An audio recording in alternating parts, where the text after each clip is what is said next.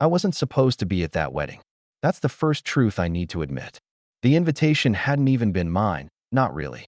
A friend of mine, Mark, was meant to go, but he came down with the flu the night before and begged me to step in so his seat wouldn't go wasted. I remember laughing when he called. "You realize I don't even own a proper suit anymore, right?" I said. But somehow, a few hours later, there I was, fumbling with a tie in the bathroom mirror, wondering when the last time had been that I'd knotted one. Funerals, maybe. Job interviews. Certainly not weddings. Not since my own. The vineyard lay just outside the city, a place people described with words like picturesque and romantic. Lanterns were strung high above a polished wooden floor, glowing like a net of soft stars. The band was already playing slow jazz when I arrived, and I could smell the faint sweetness of wine carried on the evening breeze. Everyone seemed to belong. They laughed too easily, glasses raised, faces glowing in the light. I kept near the bar, nursing a glass of club soda with a lime wedge dropped inside, as if it were camouflage. I wasn't there to drink. I wasn't even there to socialize. My phone buzzed every so often in my pocket, and each time I pulled it out, Lily's name lit up the screen. 8 years old, and already more talkative than most adults I knew. She sent me blurry photos of her stuffed animals, updates about how she'd convinced the babysitter to make pancakes for dinner, and a long string of emojis I couldn't fully decode. That was my anchor. Being Lily's dad had become my world in the 5 years since my wife passed. Nights like this, nights where the music swelled and couples leaned into each other's arms, I felt the weight of absence more sharply. People said you learned to live with loss, and maybe that was true, but living with it didn't mean it stopped cutting. It just meant you found ways to keep breathing through it. So I lingered at the edges, a man in a suit that didn't quite fit, scrolling through text messages while others danced. I told myself it was only a couple of hours. Smile politely, clap when expected, and then slip out early. Mark would never know if I left before dessert. I caught myself scanning the dance floor now and then, though, watching couples sway, laughing with each other like the world had never hurt them. It stirred something I didn't like to name. A mix of envy and resignation, maybe. The sense that whatever chapter they were living in, the one with soft light and hands intertwined, mine had closed long ago. I sighed and checked my watch. 9:30. Too early to leave without raising eyebrows. Too late to pretend I hadn't already overstayed my comfort. I was reaching for my jacket, rehearsing excuses in my head, when the night shifted in a way I couldn't have anticipated. But that comes later. For now, I was just a reluctant guest, a father waiting for the next text from his daughter, trying not to feel the hollow echo of music that wasn't meant for him. I saw her before anyone else did. Maybe because I wasn't distracted by champagne flutes and small talk. Maybe because I'd been watching the door out of habit, waiting for my chance to leave unnoticed. She stepped in as if she'd walked straight out of a different era. Her dress was burgundy, not the kind that screamed for attention, but the kind that carried its own quiet authority. The fabric caught the lantern light in soft waves, falling elegantly against her frame, simple and timeless, like something you'd see in an old black and white film. Her hair was curled just enough to frame her face without looking staged, and the click of her heels against the wooden floor carried a confidence that, the moment I looked closer, I realized wasn't entirely real. Her eyes told the truth. They flicked over the room, not searching for company, but for an escape route. The kind of scanning you do when you want to be invisible. I knew that look. I'd worn it myself, walking into gatherings where my own loneliness felt sharper in contrast to everyone else's joy. I overheard someone nearby whisper that she was the bride's cousin. She'd arrived late, alone. That detail seemed to hang in the air around her, like a sign people chose not to read. She picked up a glass of champagne from a passing tray and positioned herself near the edge of the dance floor, sipping but never drinking, eyes avoiding every attempt at contact. And then, the air shifted. A tall man in a navy suit crossed the room. His steps weren't rushed, but there was a heaviness in them, the kind that made his shoulders slope forward as if he carried something unresolved. My attention narrowed without meaning to. Her reaction was instantaneous. Her jaw tightened, her back straightened, her grip on the glass turned sharp. He reached her side, and even without hearing their words, I could see the story in the way her body stiffened. A history, painful, unfinished, stood between them. His expression was controlled, too controlled, lips pressed tight like he was daring her to speak first. She wouldn't. She kept her gaze locked somewhere beyond his shoulder, refusing to give him the dignity of acknowledgement. Something in my chest tightened. I told myself to look away, that it wasn't my place to read strangers like novels left open on the table. But I couldn't. And then it happened. Her eyes lifted from the glass, swept the room once more, and landed on me. Not a passing glance. Not the distracted scan of someone looking for an acquaintance. She looked at me, steady, deliberate, as though she'd made a decision in that instant. Before I could blink, she began walking toward me. Her pace was quick, too quick to be casual. By the time I realized she was heading directly for me, she was already there, standing so close I could see the faint tremor in her hand as she set her half-full glass on the bar behind me. "Hi," she said, her voice breathless. "Hi." I echoed, confused, caught off guard. "I know this is weird, but—" She glanced over her shoulder. The man in the navy suit was watching, arms crossed, expression hard. She lowered her voice. "Would you dance with me?" Just before he notices. For a moment, I froze. I wasn't a man who got approached by women out of the blue. Certainly not women who looked like her. Certainly not in rooms like this. "Wait, what?" I asked, half laughing. Her hand brushed mine, a gentle but urgent touch. "You're not with anyone, right? I just need 2 minutes. Please." I didn't know her name. I didn't know her story. All I knew was that something in her eyes looked fragile, and for reasons I couldn't explain, I found myself nodding. I'd done a lot of things in my life I hadn't been ready for. Diaper changes at 3 in the morning, sitting through school plays with faulty microphones, explaining death to an 8-year-old who still believed in magic. But slow dancing with a stranger at a wedding? That was new. Still, when she tugged at my hand, I let her lead me toward the dance floor. The band had just slipped into a Sinatra cover, the kind of song that belonged to a slower world. I caught a faint trace of her perfume, floral, clean, underscored by something nervous. She placed one hand lightly on my shoulder, the other clutched mine so tightly it felt less like a dance and more like a lifeline. She didn't look at me at first. Her gaze hovered somewhere over my shoulder, fixed and far away, as though she were counting down the minutes until this charade could end. I let her keep the silence, matching her steps, careful not to press. After a moment, I leaned slightly closer. "You okay?" I asked quietly. Her laugh came out brittle, almost a sigh. "Yeah." Then, after a pause so long I thought she wouldn't continue, she whispered, "No, not really." I followed her eyes. The man in the navy suit stood at the edge of the floor, arms crossed, watching us with the sharp stillness of someone who couldn't stand being ignored. "He's my ex," she said finally, lips barely moving. "We broke up 6 months ago. He cheated. And now he shows up here, with someone new, like nothing ever happened." Her voice cracked on the word cheated, just enough to let me glimpse the wound beneath. I squeezed her hand slightly, grounding her. "Classic wedding move," I murmured, half joking. She actually chuckled at that, the sound fragile but real. "I didn't come to cause drama," she said. "But I also didn't want him to think I was here to cry." She inhaled sharply, then added, "So I grabbed the least threatening man in the room." That pulled a surprised laugh from me. "Least threatening, huh?" She gave me the smallest smile. "You look safe. Kind." The words landed heavier than she probably meant them to. Safe. Kind. I couldn't remember the last time anyone had looked at me and used those words. Not colleagues, not acquaintances, not even myself when I stared into mirrors at dawn, adjusting ties I didn't think suited me anymore. The song drifted into another, but neither of us moved to leave. She loosened her grip slightly, and for the first time, she looked me in the eye. Not searching, not testing, just looking, like she was measuring the truth of what she'd just said. "So, what's your story?" she asked. I hesitated, then answered plainly. "Single dad, high school English teacher, expert bedtime storyteller, and, apparently, emergency wedding dance partner." Her eyebrows lifted, a flicker of surprise in her expression. "That's rare," she said. Then softer, almost to herself, "Rare to meet someone who actually listens." Something in me shifted at that. I thought of Lily, her dinosaur drawings, her bedtime questions that could stretch longer than the actual story. I smiled. "My daughter Lily would like you," I said. "You remind me of her. Brave without even knowing it." Her breath caught. For a heartbeat, her guard slipped completely. She blinked quickly, looked away, then whispered, "Thank you." And there it was, The moment when two strangers stopped being strangers.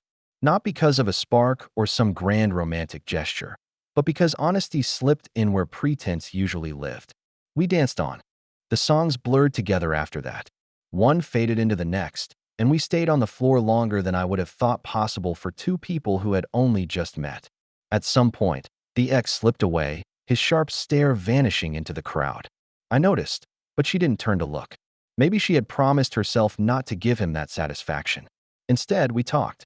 Not loudly, not with the easy charm of people trying to impress each other, but quietly, like two voices sharing the same fragile space. She told me her name, Clara. She loved old movies, the kind where the dialogue mattered as much as the glances, and she admitted, with a sheepish laugh, that she always burned garlic bread no matter how hard she tried. I told her about Lily's obsession with dinosaurs, how she could rattle off species names that most adults stumbled over, and confessed my own irrational fear of cruise ships. It wasn't deep conversation, not really, but it was enough. Enough to feel like the noise of the wedding had softened around us, leaving a pocket of air where two strangers could breathe a little easier. Eventually, the band slowed, the hour grew late, and people began gathering coats or searching for rides. Clara and I drifted outside together, neither of us saying where we were headed until we reached the parking lot. The vineyard lights cast long shadows on the gravel, and the night air carried the faint chill of early autumn. Her car waited near the edge. She paused by the door, turning to me with that same spark in her eyes I had seen when she first pulled me onto the dance floor. It was different now, less urgency, more uncertainty, like she wasn't sure how to name what had just happened between us. "I didn't expect any of this tonight," she said softly. "Me neither," I admitted.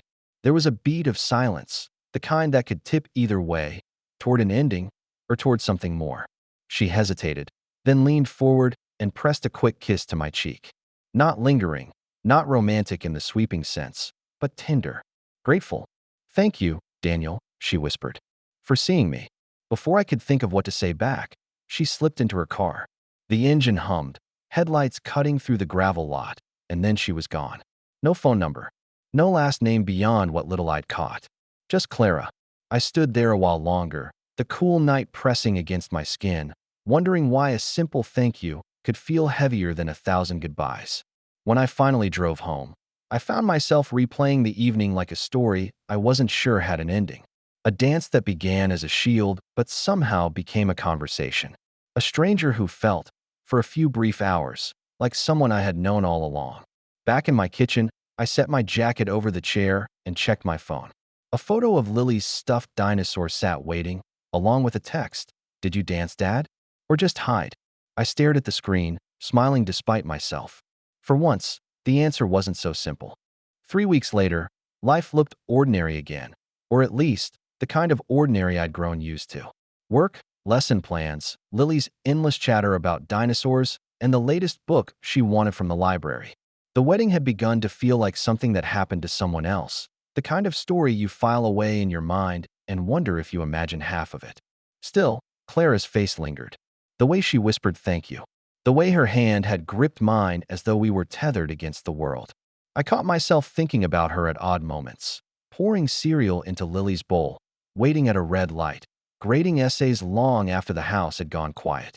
I even considered asking Mark, the friend whose invitation I'd filled in for, about her, but every time I reached for the phone, something stopped me. It felt intrusive, like pressing into a moment that wasn't meant to be stretched. Then came family reading night at school.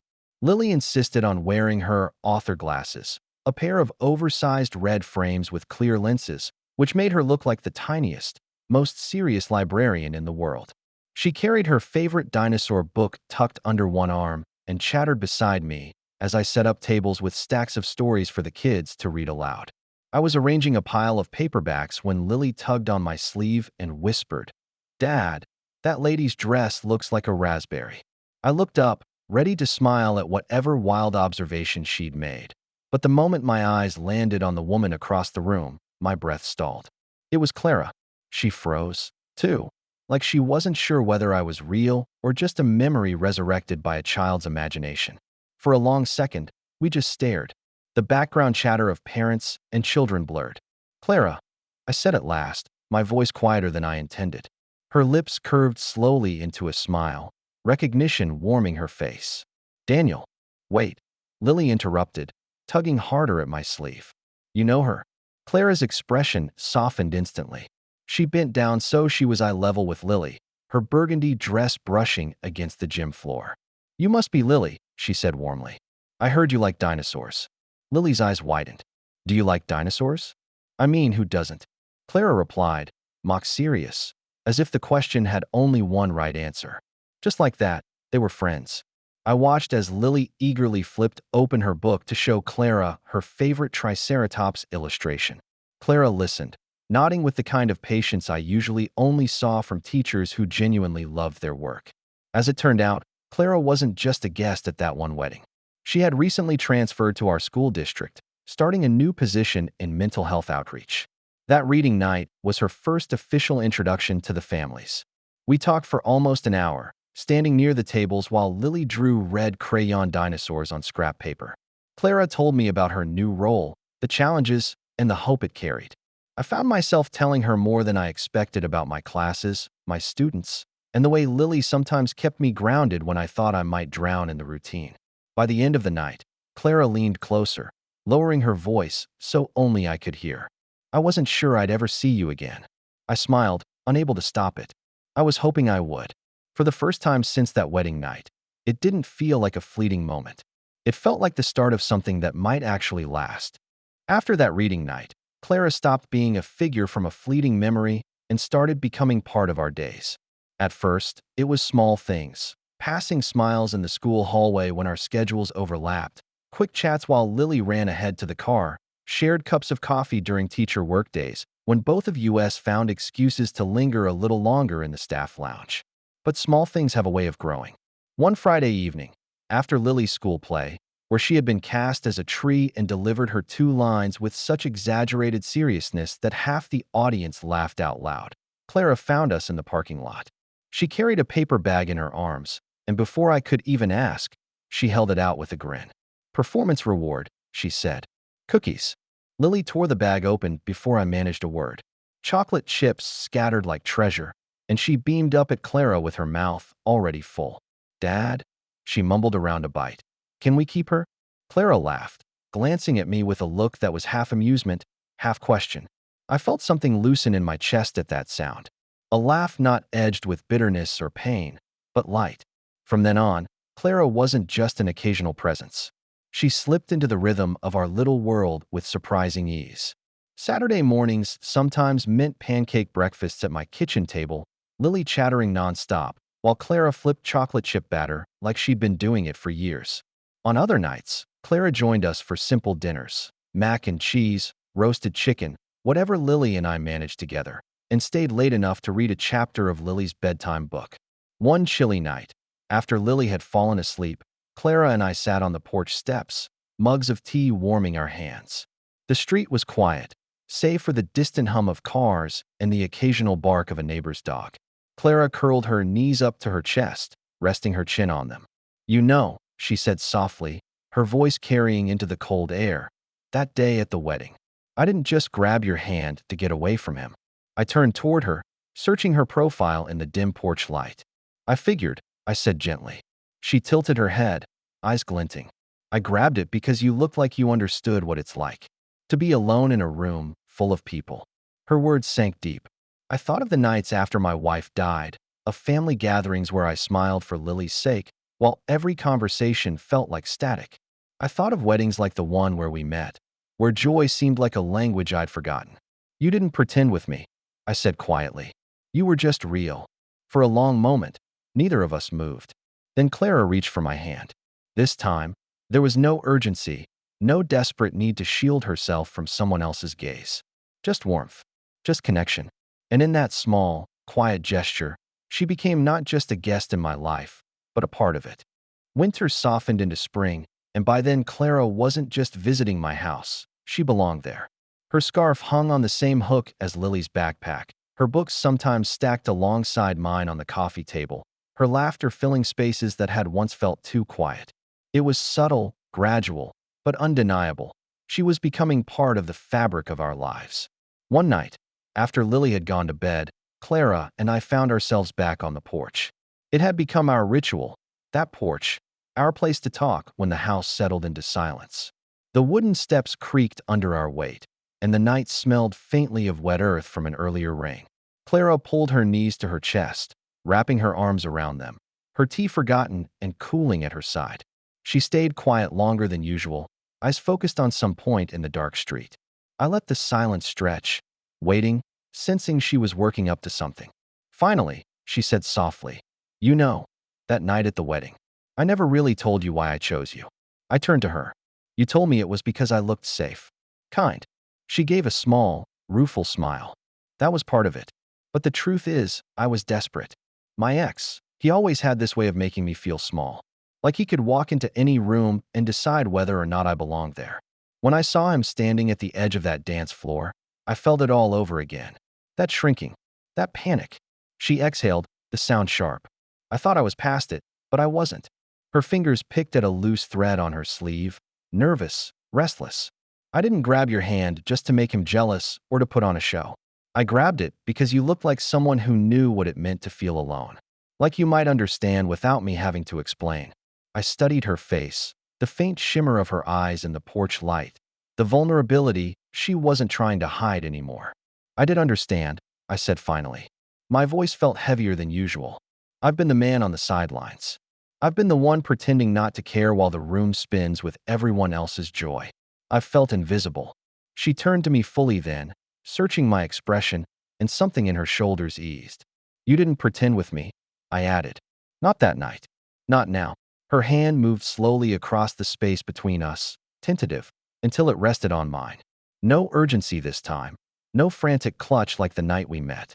Just warmth, steady and unhurried. "I don't want to pretend anymore," she whispered. We sat like that for a long while, the world outside our porch fading into stillness. For once, neither of us felt like outsiders. Not in that moment. Not in that silence. By the time spring fully arrived, Clara was woven into our routines so seamlessly that I sometimes caught myself forgetting there had been a time when she wasn't there. She helped Lily pick out her first pair of glasses, bright red frames to match her author glasses, and teased me about how the two of them looked like a tiny librarian and her weary assistant. Weekends became a mixture of pancake breakfasts, blanket forts, and movie nights where Lily inevitably fell asleep halfway through while Clara and I whispered about everything and nothing. It was on one of those weekends, a Saturday evening, when the moment that would stay with me for the rest of my life happened. I was in the kitchen, stirring pasta while an old record played softly from the living room speaker. Sinatra's voice drifted through the house, smooth, timeless, the same sound that had filled the air that night at the vineyard. Lily was in the next room, humming a tune of her own invention as she painted dinosaurs with more colors than nature had ever intended. The smell of tomato sauce filled the air, and I was halfway through sprinkling oregano when I felt Clara step into the doorway. She was barefoot, wearing one of my old college hoodies that nearly swallowed her frame. Her hair was loose, falling over her shoulders in a way that made her look at once younger and older, softer, more real than the woman in the burgundy dress I first saw across a crowded room. "Remember this song?" she asked, a small smile tugging at her lips. I nodded, setting the spoon down on the counter. "How could I forget?" She stepped closer, eyes bright, voice quieter now. "Dance with me," she whispered. The kitchen was narrow, cluttered with pots and pans, nothing like the glowing dance floor of that wedding night. But when she held out her hand, I didn't hesitate. I took it, feeling the same warmth that had steadied me months before. Only now it wasn't laced with urgency. It was laced with certainty. I pulled her close, and we moved slowly between the fridge and the counter, Sinatra crooning in the background. Her head rested lightly against my chest, and I felt the steady rhythm of her breathing match mine. There was no one watching. No ex lurking at the edges, no strangers whispering behind glasses of champagne. Just us. Just the sound of Lily humming in the next room, the faint scrape of her paintbrush against paper, and the quiet shuffle of our feet on the kitchen tile. For the first time, the dance wasn't about protection. It wasn't about appearances. It was about presence. About choosing to be there, in that exact moment, without fear or performance. Clara's hand tightened slightly on my shoulder. "This," she murmured, This feels real. I closed my eyes, resting my chin lightly against her hair. That's because it is. We stayed like that until the record spun into silence, the pasta long forgotten on the stove. And when Lily peeked into the kitchen, holding up a painting of a neon blue T-Rex, Clara didn't step away. She just smiled, still in my arms, and asked Lily if she thought dinosaurs would have liked Sinatra. Lily laughed so hard she nearly dropped the paper.